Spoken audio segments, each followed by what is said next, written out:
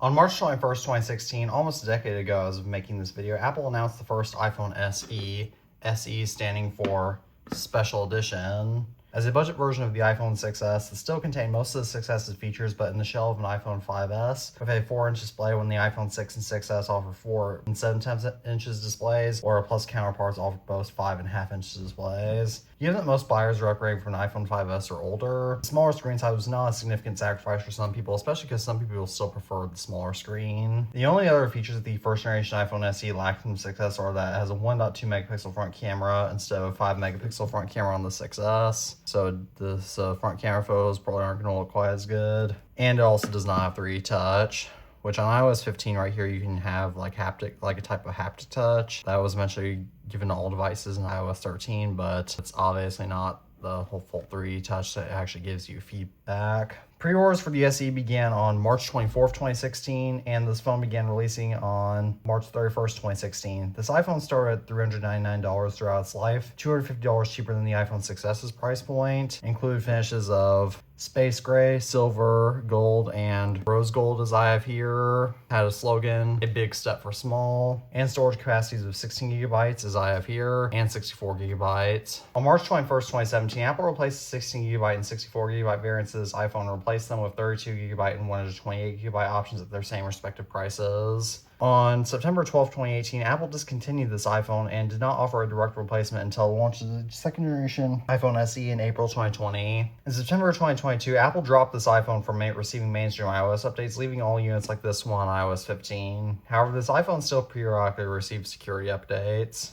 The first generation iPhone SE leaves a big legacy behind due to being the final iPhone to not have a camera bump, offer a 4-inch display, a 16 GB storage option that even I thought was too low back then, and a headphone jack. Finding units that run iOS 9 that function natively is also infamously treacherous due to devices containing the A9 processor like this iPhone scarcely activating on iOS 9. An issue that began in January 2018 after a downgrade party when Apple accidentally assigned many more IPSWs for iOS devices than usual, allowing people to downgrade iPhones far more easily. If you collect Apple devices and desire one of these, they typically retail for